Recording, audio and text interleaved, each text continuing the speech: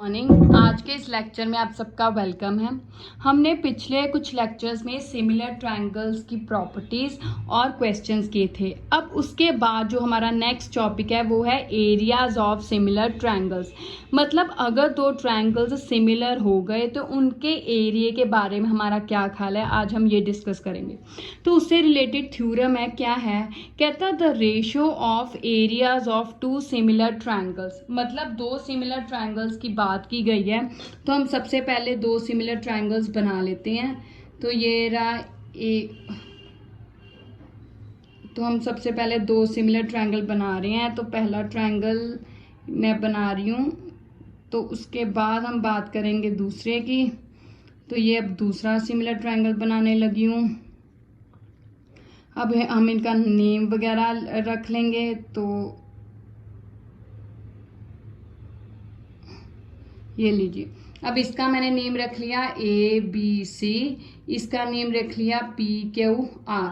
ठीक है, अब ये दो सिमिलर ट्रायंगल्स हो गए। अब गिवन क्या हो गया, जब भी कोई थ्योरम करते तो उसमें गिवन टू प्रूव कंस्ट्रक्शन वगैरह जरूर लिखते हैं। तो अब गिवन क्या हो गया, two similar triangles, triangle ABC similar to triangle PQR, ये गिवन है। ठीक है, अब टू प्रूफ क्या करना है, यही हमें दिया उन्होंने कि areas of two similar triangles, मतलब दो सिमिलर ट्रायंगल्स हमें दी हुई हैं। अब प्रूफ क्या करना है, the ratio of areas of two similar triangles, मतलब इनकी रेशियो, एरिया की रेशियो। तो area of triangle ABC, ratio का मतलब होता है एक का एरिया डिवाइडेड बाय दूसरे का area. Triangle PQR is equals to किसके बराबर है, is equal to square of ratio of their corresponding sides, मतलब कॉरेस्पॉन्डिंग साइड्स की रेशियो के स्क्वायर के बराबर। तो AB साइड है, उसके कॉरेस्पॉन्डिंग PQ, रेशियो ले ली इसका स्क्वायर, इज इक्वल्स टू अब AC वाली साइड डिवाइडेड बाय PR, उसका square, is equals to BC divided by QR, उसका स्क्वायर। तो ये प्रूव करना। अब कैसे प्रूव करेंगे, अब कैसे प्रूव करना है इसको देखिए। किसी भी ट्रायंगल का अगर हम एरिया की बात करें तो अब तक हमने 3-4 फॉर्मूले सीखे हैं। पहला जो सबसे पहला बेसिक फॉर्मूला हमने सीखा था वो था half base into altitude. Area of triangle किसके बराबर होता है, हाफ बेस इनटू ऑल्टीट्यूड, यही सीखा था। उसके बाद हमने हीरोज फॉर्मूला सीखा, जब हमें तीनों साइड्स दी हों, यहाँ पे हमें कोई भी साइड की वैल्यू नहीं दी तो वो यहाँ पे नहीं लगा सकते। उसके बाद हमने इसी 10th क्लास में कोऑर्डिनेट्स का फॉर्मूला सीखा था, लेकिन जब हमें पॉइंट्स के कोऑर्डिनेट्स दिए हों, हमें तो यहाँ पे कोई कोऑर्डिनेट्स भी नहीं दिए, तो इसका मतलब वो फॉर्मूला भी यहाँ पे नहीं लगा सकते। तो अब यहाँ पे हमारे पास लगाने की एक ही ऑप्शन है, बेसिक फॉर्मूला। ठीक है, तो अब हम ये लेफ्ट साइड लेंगे, इस पे इस फॉर्मूले से रिलेटेड ये चीज़ प्रूव करेंगे। तो चलिए, लेकिन अब हमारे पास देखिए प्रूव करने के लिए हाफ भी है, बेस भी है, लेकिन ऑल्टीट्यूड तो है ही नहीं यहाँ पे कहीं। इसका मतलब हमें इस चीज़ को प्रूव करने के लिए ऑल्टीट्यूड को खुद कंस्ट्रक्ट करना पड़ेगा। तो हम यहाँ पे फिर क्या लिखेंगे, कंस्ट्रक्शन। पहले हम कंस्ट्रक्ट कर लें, फिर ही हम ऑल्टीट्यूड बनाएंगे। तो चलिए, यहाँ से मैं A से एक ऑल्टीट्यूड नीचे और यहाँ से मैं P से लेती हूँ। इसका नाम मैंने रखा D, इसका नाम मैंने रखा M। ठीक है, तो अब कंस्ट्रक्शन क्या लिखेंगे कि draw AD perpendicular to BC। ये परपेंडिकुलर का साइन है, मतलब AD जो है वो BC पे परपेंडिकुलर है, कितने डिग्री का एंगल बना रही है, 90 डिग्री का। उसी तरह PM परपेंडिकुलर टू QR। ठीक है, ये आपका ऑल्टीट्यूड हमने क्रिएट कर लिए। अब हम इसका प्रूफ करेंगे, तो उसके लिए सबसे पहले हम एरिया ये लेफ्ट साइड लेंगे। तो चलिए, area of triangle ABC divided by area of triangle PQR। ठीक है, अब हाफ बेस इनटू ऑल्टीट्यूड, यही होता है हाफ। वैसे ही बेस ABC का बेस कौन सा है, BC साइड। ऑल्टीट्यूड हमने कौन सा क्रिएट किया है, AD। ठीक है, डिवाइडेड बाय, अब PQR ट्रायंगल की बारी है, हाफ वैसे ही बेस इसका कौन सी साइड है, QR, और ऑल्टीट्यूड इसमें कौन सा हमने क्रिएट किया है, PM। ये हो गया, ये तो इसके साथ कट हो गया, तो मेरे पास क्या आ गया, अब इसके पास BC by QR into AD by PM, ये आ गया। ठीक है। तो अगर हम ध्यान से देखिए हमारे पास area of triangle left side जो है इसके बराबर आ गई। यहाँ पे हमारे पास लेफ्ट साइड तो आई गई, राइट साइड पे हमारे पास BC बाय QR का स्क्वायर है, ठीक है। अगर हम इनमें से लेफ्ट साइड को इसमें से किसी भी एक साइड के बराबर प्रूव कर दें तो बाकी दो तो ऑटोमेटिक हो जाएंगी। कैसे? हमने यहाँ पे परपेंडिकुलर यहाँ पे क्रिएट किया है तो BC आ रही है, अगर मैं परपेंडिकुलर यहाँ पे क्रिएट करूंगी तो फिर बेस AC आ जाएगा। तो इसका मतलब हमें लेफ्ट साइड को इन तीनों साइड्स के किसी एक साइड के स्क्वायर के बराबर प्रूव करना है। हमारे पास वो BC बाय QR वाला आ रहा है, ठीक है।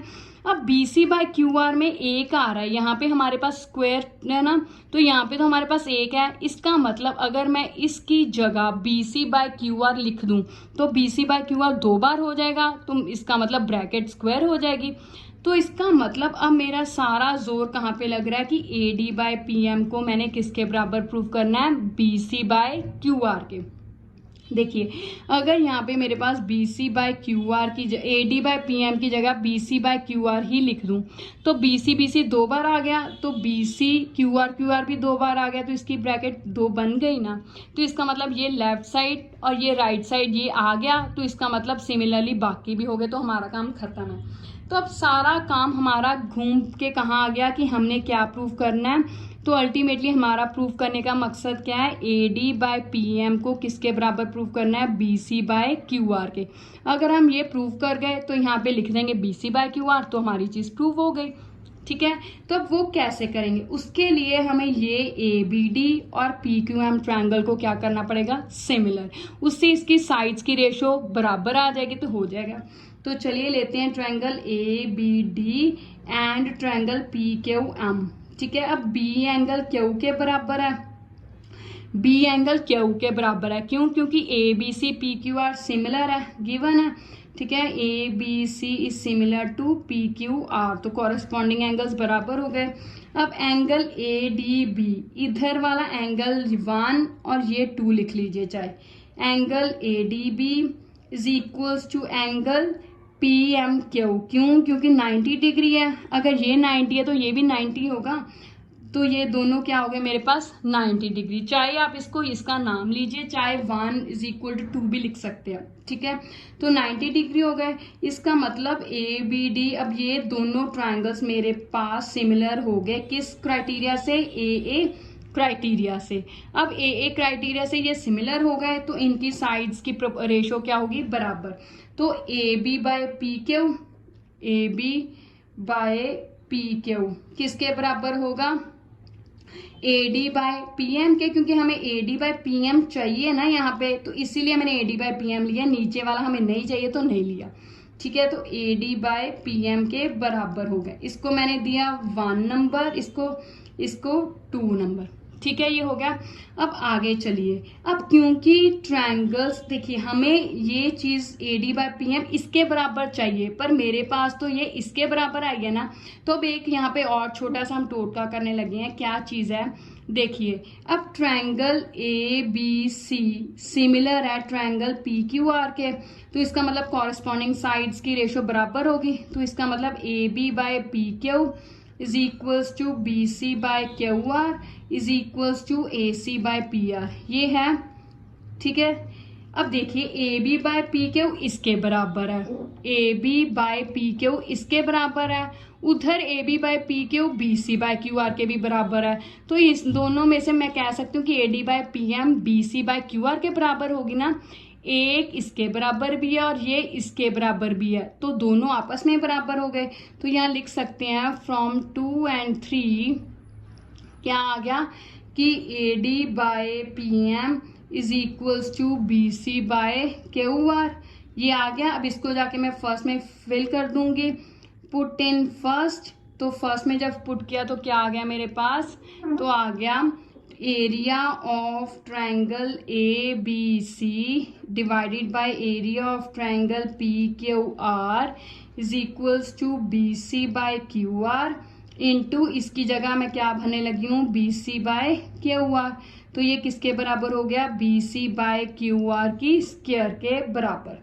तो अगर एक एरियाज की रेशो इसके बराबर एक साइड के स्क्वायर के बराबर है, तो सिमिलरली अगर हम परपेंडिकुलर्स दूसरी जगह पे ड्रॉ करें तो वो बाकी साइड्स के भी बराबर आ सकती है। ठीक है, तो अब हम लिख देंगे, तो अब रिजल्ट को जर्नलाइज कर देंगे कि 10 therefore area of triangle ABC divided by area of triangle PQR is equals to, ये लिखने लगे हैं AB बाय PQ का square is equals to AC by PR का square is equals to BC by QR का square. तो यही prove करना था, तो वो ये हो गया, हैंस प्रूव्ड हो गया ना। देखिए अभी तक हमने पिछले लेक्चर्स में क्राइटेरिया, कोई भी क्वेश्चन आता था तो हम दो ट्रायंगल्स को सिमिलर करना सीखते थे, या किन तरीकों से सिमिलर हो सकता है वो हमने सीखा था। अब उसके अगला स्टेप है एरिया के बारे में, कि जो ट्रायंगल्स दो सिमिलर है उनका एरिया के बारे में क्या ख्याल है।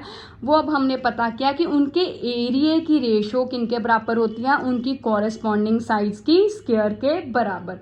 अब अगले लेक्चर में हम इससे रिलेटेड क्वेश्चंस करेंगे। तब तक आप इसको ध्यान से एक बार फिर से अपने खुद रिवाइज कीजिए। अगर कोई चीज़ नहीं समझ आई तो आप मुझे कमेंट्स में बता सकते हैं। Thank you, have a nice day.